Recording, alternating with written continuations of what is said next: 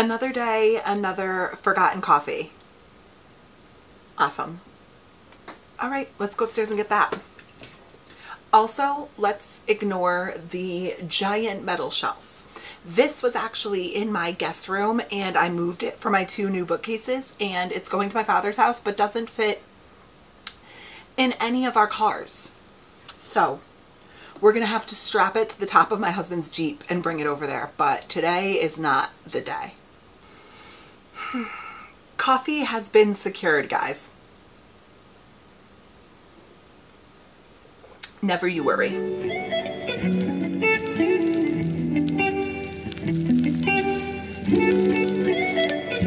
Hi guys, welcome back to another one. Okay, so I'm going to start out with realistic expectations this week. This reading challenge might be a gigantic failure.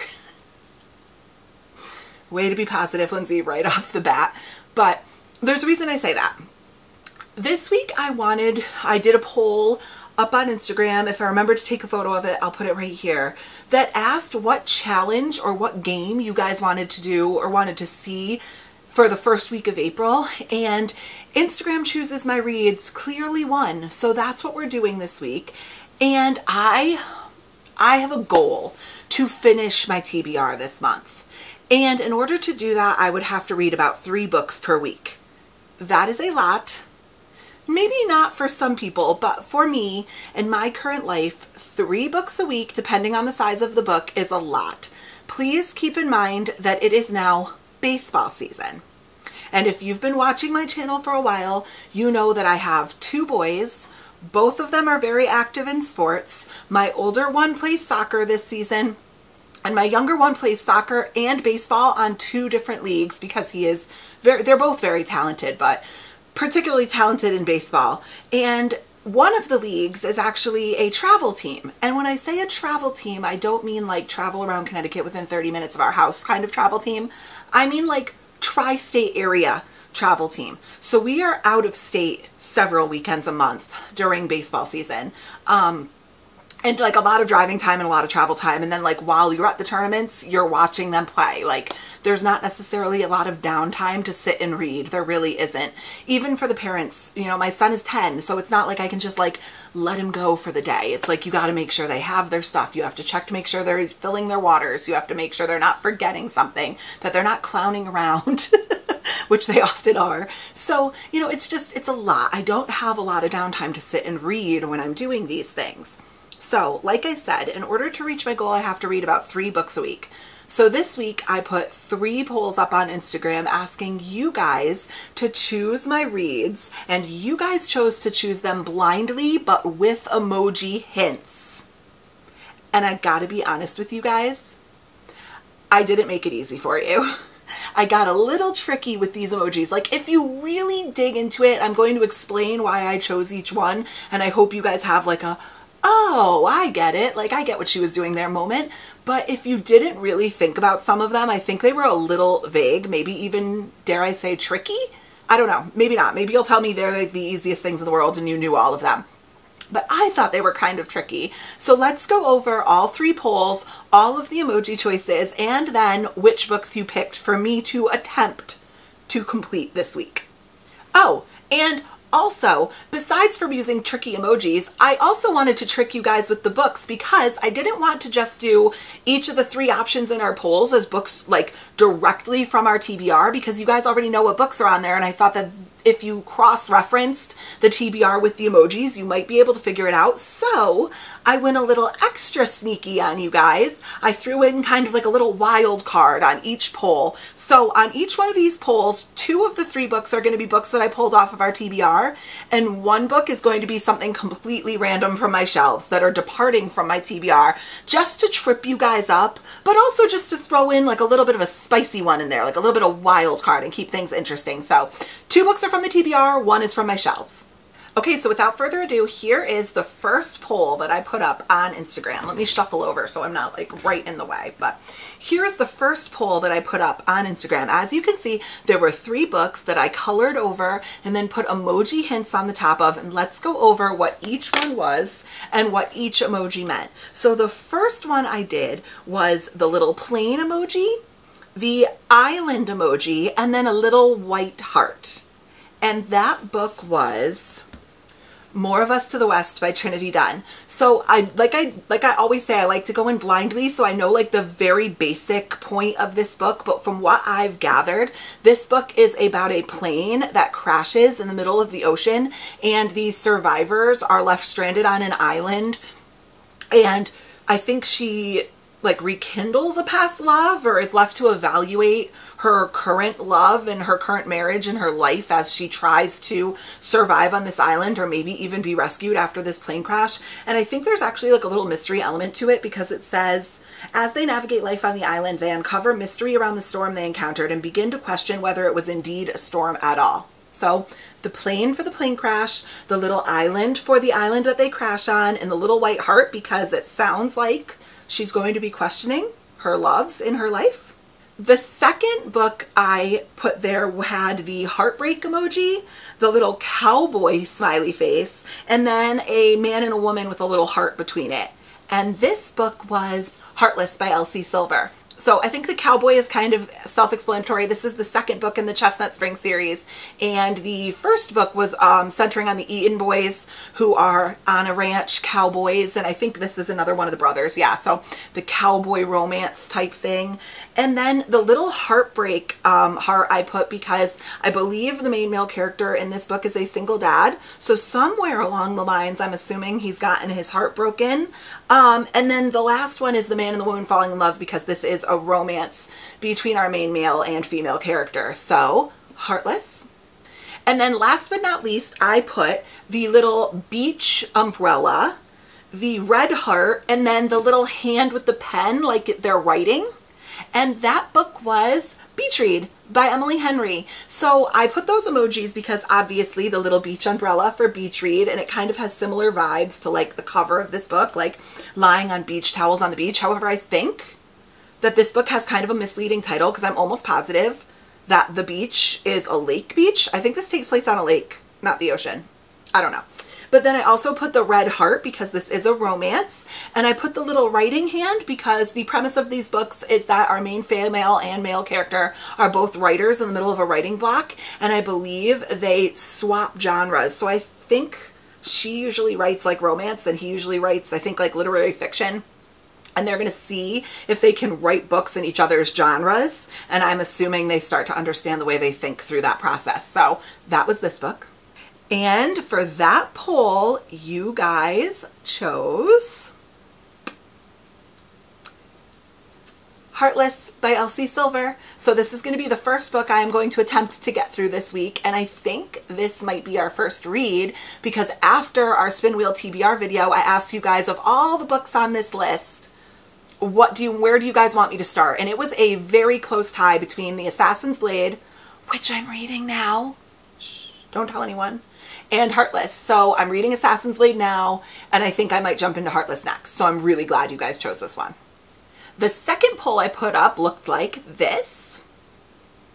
So as you can see, the first book had the black spade emoji, or no, I'm sorry, not spade, the black clover club. The saddest part is I love the casino and I love to play blackjack, and I still get clubs and spades mixed up, and I still 100% call clubs clovers. Yeah, my family loves it. So anyways, so the first emoji was the black club symbol. The second emoji was the little purple devil guy, and the third emoji was a window. And this one I thought I did a pretty good job of. You probably could have figured it out. Maybe it was super obvious, or like if you thought a little bit. But that book was One Dark Window by Rachel Gillig. So I did the little black card symbol because I believe the magic system in this book is centered on cards, I believe, or there's some sort of card element to the magic system. You have to collect cards. I think something like that. I've heard something about it. Maybe not. Maybe I made that up. The little purple devil is because this girl hears a voice in her head, or has some sort of monster in her head that speaks to her. And then obviously the window emoji for One Dark Window. I have no idea how that's going to come into play, but it's in the title, so There you go, the window emoji for the window. The next option I put was the crow, the house, and the crown, and that book is House of Beating Wings by Olivia Wildenstein. So the reason why I put those emojis was the little crow should be pretty obvious. I don't know if you could see it on the cover, but this cover actually has the crows all over the front and back. The character, I think the main male character in this book is a crow shifter, like think werewolf, except instead of shifting into a werewolf or a dog like a wolf, he shifts into a crow, I think. So he's a crow shifter. And then I did the house for House of Beating Wings. And then I did the crown because I believe the crow shifter in this book is like the king of the crows, I think. I don't know, but that's what I took out of the synopsis and out of this cover. So House of Beating Wings was the second option. And your third option was a witch emoji, a drop of blood, and a money bag, or like I was interpreting it as a prize. So a witch, blood, and a prize. And that was The Revenant Games by Margie Fuston. So this book is about a witch clan and a vampire clan that each take a human tribute and do basically like a game, like fights to the death. And the witches, if the human tribute wins, the witches give them this big beneficial prize. And if the vampires' human tribute wins, they give them a beneficial prize or some sort of incentive. And I believe this book has our main characters being the human tributes, and they're going to try to find a loophole and both try to win. So the witch, the drop of blood for the vampire, and then the money bag as their prize. Who's ready to see the results of this one? Okay, ready? 3, 2, 1. There you go. So Revenant Games by Margie Fuston won, and I'm so excited about this. So I could not wait to get into this. This is probably one of my most anticipated reads on my TBR this month. One of my most anticipated reads of this month, because I don't see anybody talking about this. I randomly stumbled upon it during a bookstore trip. I don't think this is like a very anticipated new release, and it sounds so good. So I'm beyond intrigued about it. I'm so thankful that you guys chose this. Finally, our third and final poll was this. So let's go over the books. Okay, so for book number 1, I put the dress emoji, the crown emoji, and the wedding ring. And that book was A Fragile Enchantment by Allison Saft. So I put the dress emoji because this girl, our main female character, is a seamstress, and I think she's commissioned to create the wedding dress for the royal wedding, hence the crown and the wedding band. And I believe she has the ability to sew magic into her items that she creates. So I just thought that these 3 were the perfect emojis for this book. Next we had the ocean, like waves and water, a mermaid, and a shell. This one was a little bit convoluted, I think. Like this one was a little difficult, and I don't know that anyone would have guessed this particular book. I think these 3 emojis could be a bunch of books. Like this could apply to a lot of books that I have on my shelves, but in this particular case, it was covering Fathom Folk by Eliza Chan. This is the gorgeous Illumicrate exclusive that just came in. It is absolutely beautiful. And this, I know next to nothing about this book, but I do know, I believe it's about a sunken city. It says, "Welcome to Tiankawi, shining pearl of human civilization and a safe haven for those fleeing civil unrest," or at least that's how it first appears. But in the semi-flooded city, flooded water emoji, see what I did there? Humans are quite literally on top, peering down from shining towers and aerial walkways on the Fathom Folks, sirens, sea witches, kelpies, and kappas who live in the polluted waters below. So there you go. Sirens, sea witches, the little mermaid emoji. And then for the shell, I could have sworn that there used to be a pearl emoji, either just like a single pearl or like excuse me, or like a clam with a pearl in it. Maybe I'm making that up, but I looked for it and I couldn't find it, so I went with the shell for like the shining pearl of their world. Get it? A little convoluted, but that was that one. And the last book was a flower, a drop of blood, and a diamond slash crystal. And that book is To Bleed a Crystal Bloom by Sarah Parker. So I did the flower because it just fits the cover. There's actually, I don't know if you can see it, but one that kind of sort of matches it on the edges. Bloom, To Bleed a Crystal Bloom. So I did the little pink flower because I thought it matched really well. Obviously the drop of blood, To Bleed a Crystal Bloom. And then the diamond slash crystal emoji, To Bleed a Crystal Bloom. Get it? Get it? Like, maybe I'm not as clever as I think I am. This is probably totally obvious, but I thought that fitted the vibe, it fit the title, it fits kind of like the general gist of the book. So those were our 3 options there. Let's see what you chose. This one ended up being a sweep. And actually, now that I'm looking at it, this one had 2 that weren't off of my physical TBR, not just 1. Yeah, 2 of them. So we actually had 2 wild cards on this one. It made it extra hard for you if you were trying to figure it out from my TBR, but this one was a sweep. Here's how the poll ended up. Maybe it was because the emojis were so vague, and I think like there's not a ton of mermaid books, but Fathom Folk by Eliza Chan won. I'm very excited about this, and I do also have the ARC copy of this on my Kindle, so it'll be really easy to bring with me this weekend. So what a good lineup. Can I finish all 3? That's the question. Okay, so just for a recap, this week we will be diving into Heartless by Elsie Silver, The Revenant Games by Margie Fuston, and Fathom Folk by Eliza Chan. So these will be our 3 books that we are going to attempt to read this week. And honestly, I think this is attainable. None of these are super, super long books. I think Heartless is the longest one, and I zip through this series on my Kindle. So I think, I'm not even going to say we have a good chance. Let's go ahead and say we're going to give it hell. We're really going to try. Now the question is, where do we start?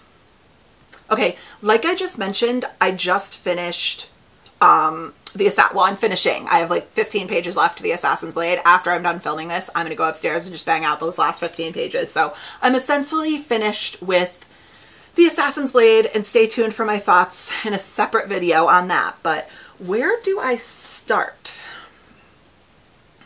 I'm so excited to start all 3 of these, but I think I might go into Heartless just to kind of like break it up after the Assassin's Blade with a nice little cute romance. So I think we might go into Heartless today once I'm done with Assassin's Blade.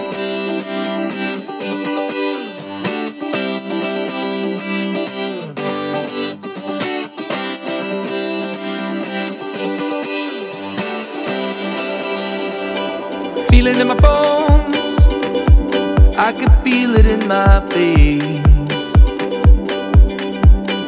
Hands in the sky, I can feel the winds of change. You live and you learn, and I hope I've seen enough to make something right and make up for what I've lost.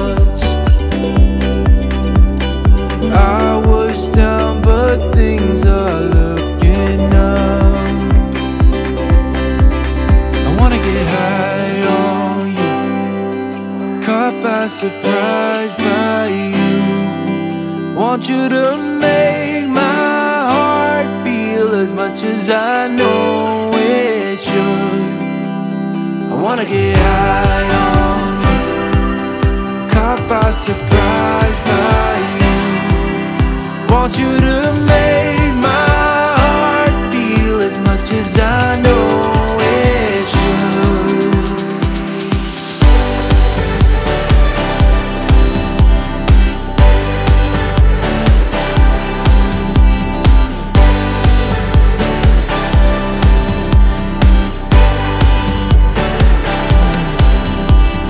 Things turn around, didn't ever think they could.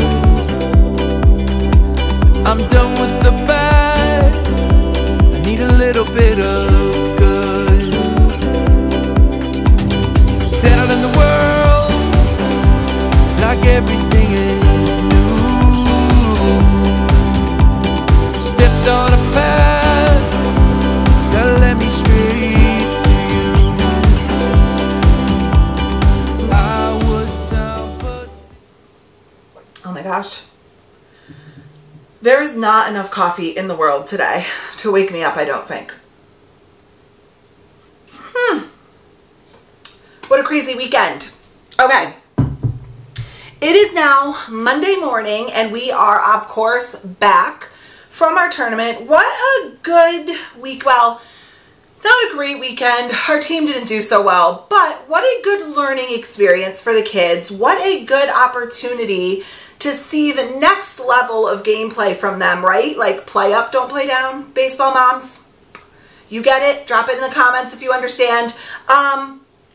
So what a good opportunity to see the potential of where they could go if they keep working hard. Yeah, it was such a crazy weekend. I'm just sitting here being like, did I even read? And the answer is yes, I did. I actually read. And when I woke up this morning, I've been reading on my Kindle. It's easier to travel with. And when I woke up this morning and went downstairs and moved the bookmark to the page I was at with the Kindle, and I looked at like where I was in the physical book, I'm sitting here being like, how did I make this much like progress in the book? Because I don't even feel like I had a spare second to read. But over the weekend, I did get 169 pages into Heartless. And for anyone who's a visual learner like me, that's this little sliver. So I didn't, like, I think I'm like 30-something% of the way through the book somehow. And I'm honestly going to chalk that up to the fact that I read romances a bit quicker. They're just easier, faster reads for me. But in particular, Elsie Silver's writing is so quick and simple. I really do find her writing to flow really well. And that lets me like zip through the book. Like each reading session I sit down to read is very productive. So I am like over 30% of the way through the book. I think Goodreads said I'm like 35% of the way through, which is amazing. I don't know how I got 35% of the way through a book with the limited amount of time I felt like I had this weekend. But I want to give you kind of my initial thoughts on this because they're interesting, and I would love to hear if anybody else agrees with me on this. So I read the first book in the Chestnut Springs series, which is Flawless, and I loved it. I loved it. I gave it over a 4.5, I think. I'll go ahead and post right here what I gave it because I don't remember off the top of my head. I'll have to like cross-reference Goodreads after this, but I gave it over a 4.5, I'm pretty sure. And I really loved the writing, the characters, the story, the good old cowboy romance, you know what I'm saying? Like I was in it. And I went into this one super excited, and obviously, oh, my dog wants to come join our talk. You're gonna come join?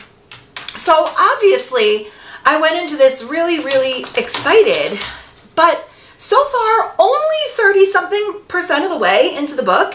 Am I the only one that feels like the writing in Heartless is a little bit downgraded from the quality of the writing in Flawless? Is it just me? And by downgraded, I mean like, I'm just not enjoying the quality of the writing like I did in Flawless. And in particular, I have found this to be written in a very, very, very repetitive way. The writing almost, oh my God, I feel like this is so mean. And maybe this will change. Like I said, caveat, only 30-something% of the way through the book. So still in the first beginning phases of the book. And I'm not trying to be mean. I'm just trying to be honest. And for anyone who's a diehard Chestnut Springer, like me too, girl. Like I get it. Like me too. I love Flawless. But I'm just being honest with you guys and transparent. The repetitiveness in this writing is coming across as lazy writing to me.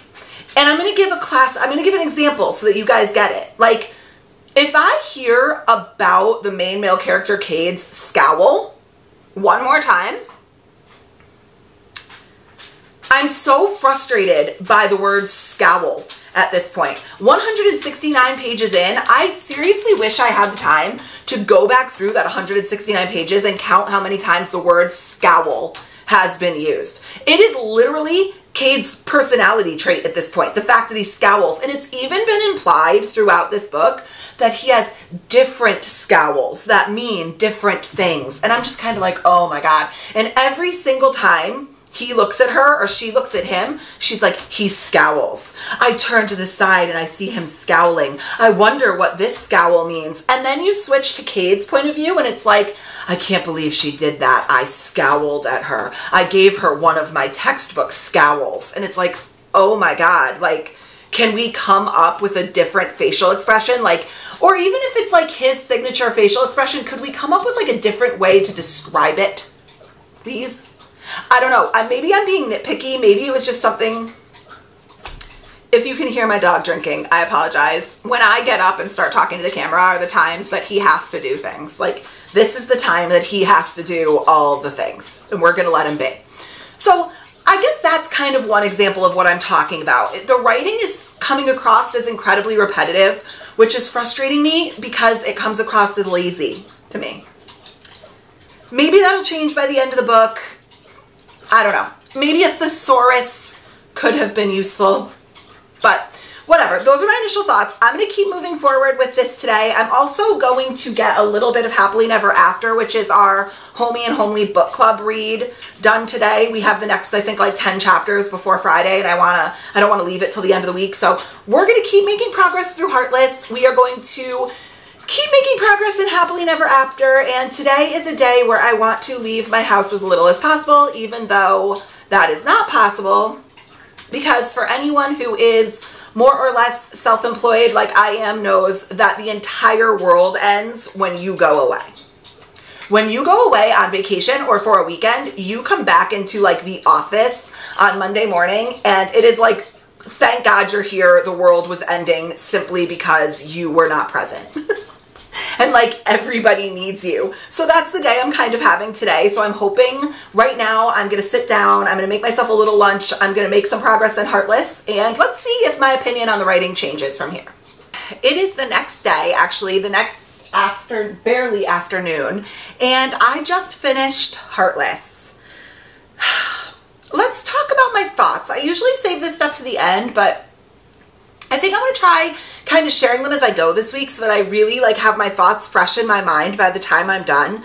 So let's share my thoughts. I think the last update I gave, I said that one of my criticisms about this book was that the writing felt a bit repetitive, which therefore made it feel a bit lazy at times. And I want to be fully transparent and honest with you. That continued, like that feeling and that criticism kind of continued through me continuing to read the book. I did give this a 3.75 stars. I did not like Heartless as much as I liked Flawless. And I actually felt that her writing was better in Flawless than Heartless. Those repetitive phrases, and this will be no spoilers at all, but just like to give you examples, like the scowling continues throughout the rest of the book. And then I actually made a note on my phone about the other phrases that like, not all of them, but like ones that really struck me as like super repetitive and things you couldn't escape. So I had the scowling written down. Then constantly, every single time she talks about the characters having any sort of feelings, they quote, roll their lips together. And I'm still trying to figure out what that means. Like, I'm literally sitting there, what does that mean? Like every single time she talks about one of the characters having a feeling, it's like, I roll my lips together. I felt my lips rolling together. I looked at him and he was rolling his lips together. And it was just kind of like, oh my gosh, okay, first of all, I'm having trouble picturing that. Second of all, like, it's weird. They obsessively roll their lips together. It's kind of like in like fantasy books, the old criticism of like constantly, like the main characters constantly growling, and the memes and go around on like BookTube and Bookstagram and Book Talk about like he growls. What does that even mean? Like who growls? That's how I feel about this rolling my lips together. Like who does that? And then the other one I wrote down was that our main female character, every single time she says something funny or like makes a joke to anyone, every single time she says the joke and it is followed by the phrase, I know I'm cutting the anxiety with humor. I know I'm cutting the tension with a joke. Literally every single time. Every single time this girl says something even remotely funny, the next sentence is guaranteed to be, for 472 pages, There I go again, cutting the anxiety with a joke. I know I'm using humor to cut the tension. And it's like, we get it. We get it.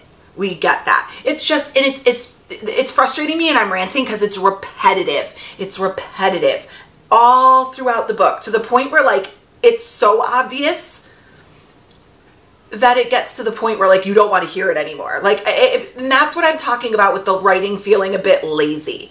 Like, I wish that she had gone through and edited it. If I noticed it, she should have noticed it, and I wish that she had kind of like changed her phrasing, changed her wording, whatever. I digress. But let's talk about the positives here. I actually really liked Kate and Willa. I liked them. There were times when the age gap, which isn't a huge age gap, by the way, if that's something that like turns you off. She's 25. I think he's like 37, I think, somewhere in that arena. So, you know, it's kind of big, but it's not like, I don't know. I feel like they worked well together. He was very serious and she was a bit more, not immature. I don't really think she ever struck me as immature. She was like a free spirit, right? She's more wild and he's more structured. She's really good with his kid because she's so carefree and free spirited and likes to play. And he's really good at raising his kid. He's a single dad because he's so structured and serious, but like very loving. I really actually did like Kate and Willa, and I liked them together, and I bought the relationship. Like, I bought the love. I bought the tension. I liked it. This I feel like was much spicier than Flawless. And that's another thing that I felt got a little bit repetitive at the end. Like, the spice was very well written and it was good spice, but it was a little bit repetitive by the end. Like, I think we might have been able to like edit this book down a little bit, and didn't need like quite so much of it. And I love spice. I'm not opposed to it. It was just a lot by the end. But I liked it. It was good. I'm absolutely going to continue on with the series because these books, despite being almost 500 pages, go so quickly, and they are a really good palate cleanser between some more like different genre or serious reads, because I like them. They're good, they're easy, they're quick. So I ended up giving this a 3.75 stars. I gave Flawless 4 or above, somewhere in that arena. So like I said, I didn't like this quite as much as Flawless, but I really, really did enjoy it. So now we have 2 more books that I'm going to try to read by the end of the week, and that is The Revenant Games and Fathom Folk. And I'm trying to decide which one I'm going to read first.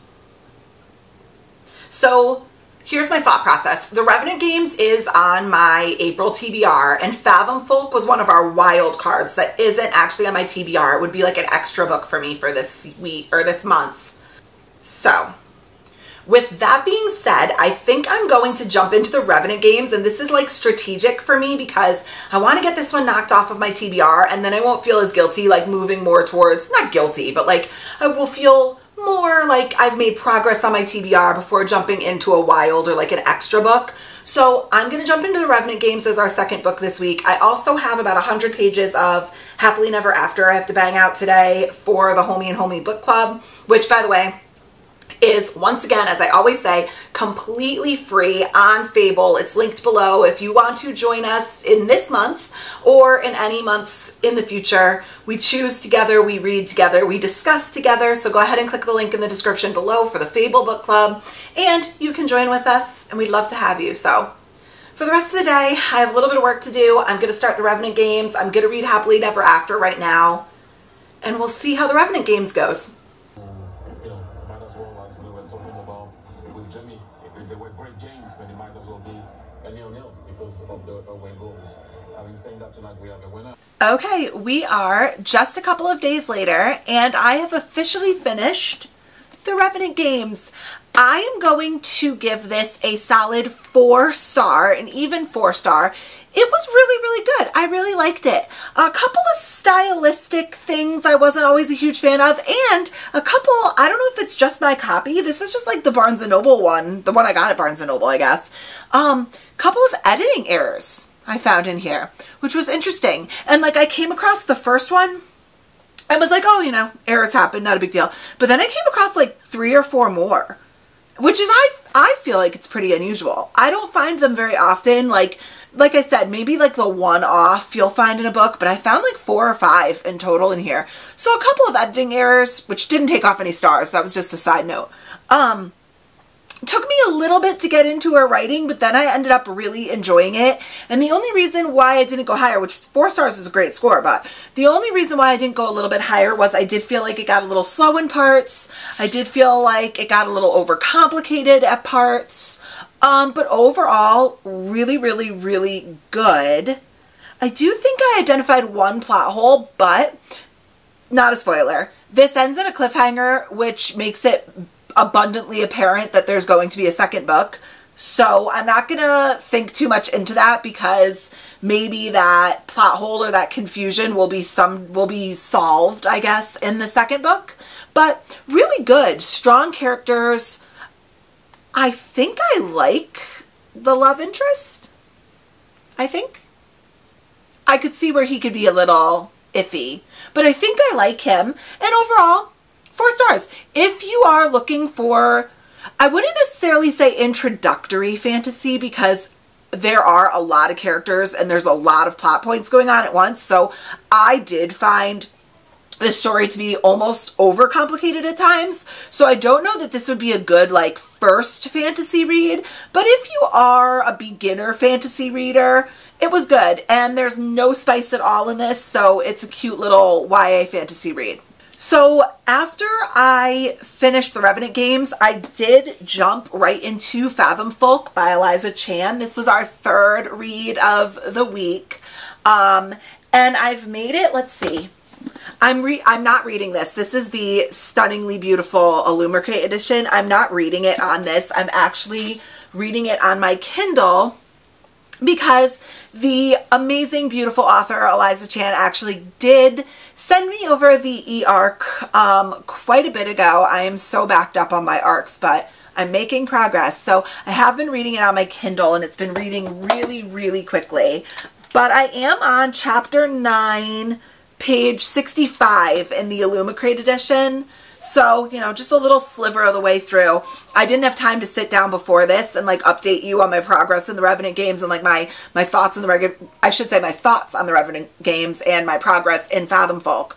It's been a little bit of a chaotic day, so I finished and kind of jumped right into this on the go, on the road. So I have made it 65 pages in. I am going to sit down a little bit right now and read. I'm trying to figure out where I want to read.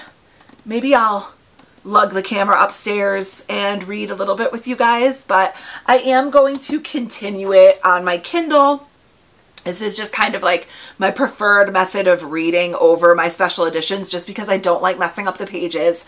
I'm always scared I'm gonna like smudge the pages or bend the like sprayed edges in a way that will make it look, I don't know. I'm obsessive compulsive, guys. It is what it is. I get it. I take so much pride in my special editions. I just never want them to get messed up. So I am going to continue a little bit tonight and then continue reading Fathom Folk tomorrow. I do have a little bit of work I need to get done tomorrow, so I'm going to try to make as much progress as possible tonight. I think maybe what I'll do is go upstairs and set like a timer for an hour or 2 on my phone and set my focus on Do Not Disturb so that I actually make some good progress and bang out a bunch more pages tonight. So if I don't feel like lugging my camera upstairs, I will update you on my progress in the morning. If not, we'll put a little bit of B-roll here with doing a little bit of time-lapsed reading. So let's see how motivated I am to lug the tripod and the camera upstairs at, what, midnight as it is already.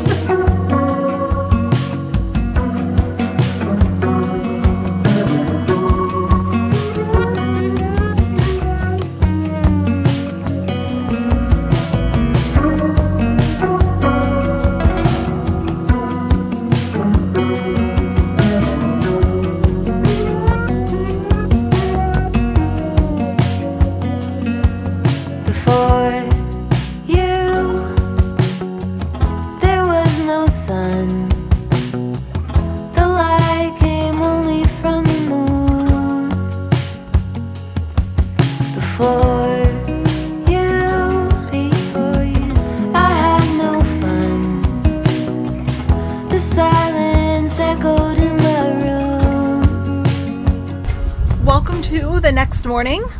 Welcome to my backyard.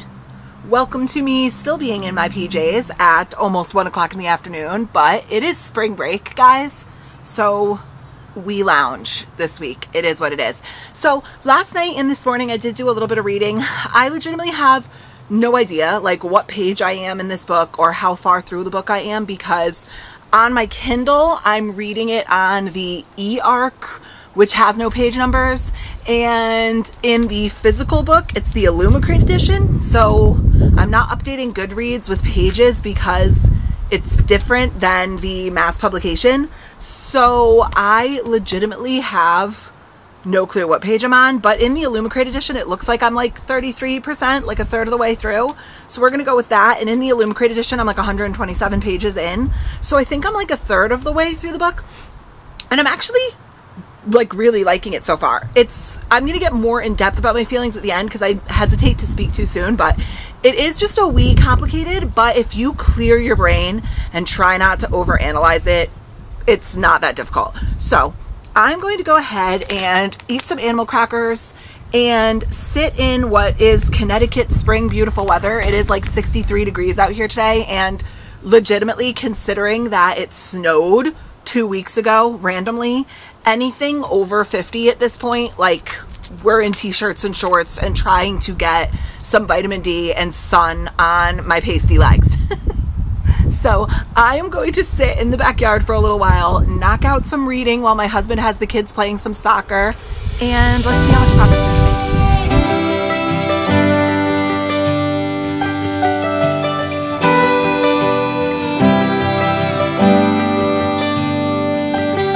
I wanna take you out, show you the time of your life.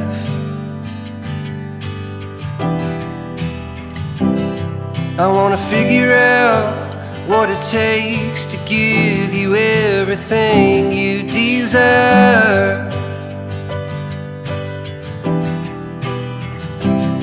I wanna lay beneath the stars with you in the back of my truck.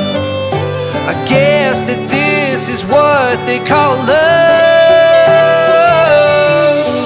Baby, you've been driving me crazy for so long now. I've been waiting on the sidelines, praying for the right time to let you know you're all I ever wanted and more.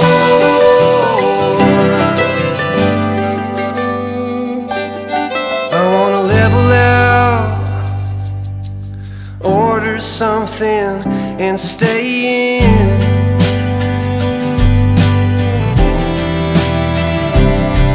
Put a record on, let's hide the phones and make believe the world don't exist. We are officially at peak chaos today. I have my niece and nephew over, and both of my sons are home for spring break. So I guarantee you that the second they hear Auntie talking, they're going to end up down here. So we might have some guest appearances. Maybe not. They're kind of distracted right now. So let's see. But I wanted to hop on here really quick because I did finish Fathom Folk. I finished it. And guys, I don't know what to do with this. I don't know what to do with this. And I'm trying, like, I'm sitting here trying to, like, formulate my thoughts. And I'm so conflicted because let's start here. This is absolutely beautifully written. This is a beautifully written book. And a really immersive, creative world that my best suggestion for you, if you were to choose to read this, is to allow yourself to black out and just read for the vibes. Don't overthink it. Don't let yourself pull like what I usually do and like go and try to Google everything trying to figure it out. Just don't. Just don't. It will all kind of, the less you think about it, the more it just, the world blends into itself. I'm probably doing a really horrible job describing this, but I'm just going to say read it for the vibes. Like, don't try to overthink this, because if you let yourself get too analytical with this, you're going to get bogged down and it's going to get confusing. Just picture the world, go with the flow, imagine it, because the writing could be just slightly overcomplicated and a little bit burdensome if you let it be. But if you just understand that you're not meant to immediately understand everything right away, it's cool. Just vibe with it. I can't think of a better way to say it other than that.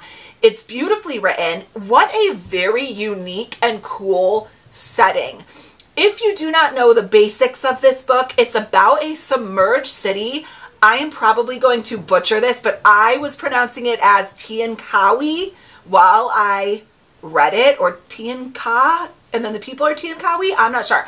I was pronouncing it as Tiankawi, but that is probably a horrible pronunciation. I apologize in advance if it is, but that's how I was hearing it in my head as I was reading it. And Tiankawi is submerged. It's partially below sea level. And the entire book is about the complicated relationship between humans and the Fathom folk, which are all the different creatures, mythological creatures that are based in the water. So you have sirens, you have kappas, you have kelpies, you have a bunch of other creatures that I'm not even going to try to pronounce, but all of those water creatures intermixed, and they're complicated, sometimes impetuous, sometimes hostile relationship with the humans, and then other times they work together and they live within the city, and it does definitely pull on some themes of colonialism, maybe like a bit of indentured servitude sometimes. It's very political, and that's what I'm saying. If you allow it to become overcomplicated, it certainly could be, because the writing is very immersive. I really loved the characters, and there were a lot of characters. There's a lot of characters, but they're not written in a confusing way. So all these things are so positive and just so interesting. And for 75% of the book, I was really in it. Like, I was loving it, reminding myself to just go with it, not try to overthink it, like I've said several times.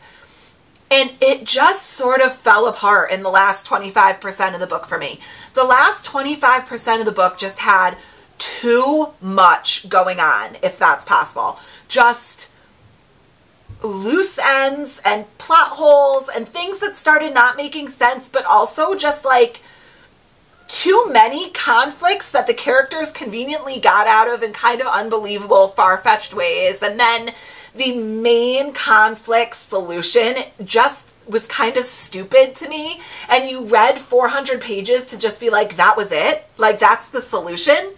That's the solution to the problem between humans and the Fathom folk? The entire book led up to that, and that was it? And that, I disliked that so much. And then the book ended in a semi-cliffhanger, and there's going to be a second book, and now I don't know what I'm going to do with that. Because I am connected to some of the characters, and I want to know what happens with them, but at the same time, the storyline failed for me at the end. So do I read it for the characters? Or do I let the characters have that be the resolution in my brain and like ignore the storyline? I don't know. I honestly don't know what I'm going to do. And because, as you can see, I'm super conflicted about how I feel about this book. So the rating was so difficult for me. But when I went on Goodreads, I closed the book, I went on Goodreads, and I was like, what am I going to do with this book? And I settled on a 3.5. And I think that I was between like a 3 and a 3.5. And I looked at some of the other books I've rated a straight 3, and for me, this was just slightly better simply because of how magnificent the writing was and how beautiful and unique the world was. Like, read it just for that if it interests you. But I think I'm going to settle on a 3.5 with this one, and it was really, really good. I wish that last centralized conflict had a more flushed out, more well thought out resolution, because I think if that had been done a little better, this could have easily been over a 4-star book for me. But it is a beautiful edition. I mean, go for it, but it's definitely not going to be for everyone. And if you're new to fantasy, if you're not an experienced fantasy writer, I would say this probably wouldn't be one of the books I would recommend you like jump into. This would be more of like an average experience level, I would say, because I could see how easily you could get super bogged down with the writing style, with the amount of characters, with the unique storyline, with how many storylines you have going on, with how many resolutions or conflicts and resolutions you end up having. Slightly overcomplicated if you let it be. So that's my very conflicted, very confusing thoughts on this, because you're getting a glimpse into how my brain is thinking about this book, and now you understand why this was so hard for me to rate. But I think I am settling on 3.5 here. So here you go, guys. Here's the 3 books we finished. 3. Here's the 3 books. 2, 3. Here's the 3 books we finished this week. Just as a little overhaul, we read Heartless by Elsie Silver, The Revenant Games by Margie Fuston, and Fathom Folk by Eliza Chan. What a great week of reading this was. It was amazing. And thank you guys so much for choosing these books, because man, I honestly, like I said in all my challenges, I love them so much because I don't think these are books that I naturally would have grabbed for. I think Heartless was probably always going to be my first read, so I was really excited when that one came up. But I don't know that these 2 would have been books I necessarily would have prioritized for this week. And I'm so incredibly glad I did. And clearly, as you can hear, things are crashing above me, so I'm gonna go check on what the gremlins are doing that are currently at my house, and I'm gonna let you guys go. If you made it this long, comment the mermaid emoji for the sirens and mermaids in the Fathom Folk, and then while you're here, please go do all the YouTubey things that you guys are absolute pros at doing. Like, comment, subscribe, and I will catch you in the next one. Bye, guys.